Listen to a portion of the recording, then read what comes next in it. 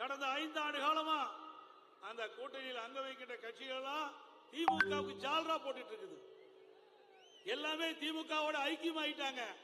அதனால அந்த கட்சியில கூட்டணியே இல்ல. ஒரே கட்சி திமுக கட்சி ஒண்ணுதான். ஏன்னா மக்களுடைய பிரச்சனை எதுவுமே 5 ஆண்டு காலத்துல தீர்த்து வைக்கல. மக்கள் பிரச்சனைக்காக குரல் கொடுக்கல. இன்னைக்கு விலைவாசி உயர்வு போராட்டம் இல்ல, தொழிலாளர்கள் ஸ்ட்ரைக்கு குரல் கொடுக்கல எதிர்கட்சிகள், விவசாயிகள் போராட்டம், அரசு ஊழியர்கள் போராட்டம், பஸ் ஊழியர்கள் போராட்டம், சத்துணவு ஊழியர்கள் போராட்டம், எல்லா போராட்டமும் நடந்துட்டு இருக்குது. ஆனா திமுக கூட்டணியில் அங்க வைக்கின்ற கம்யூனிஸ்ட் கட்சி வாய் திறக்கல, காங்கிரஸ் கட்சி வாய் திறக்கல, விடுதலை சிறுத்தை வாய் திறக்கல. எல்லாமே திமுகவோட ஐக்கியம் ஆயிட்டாங்க.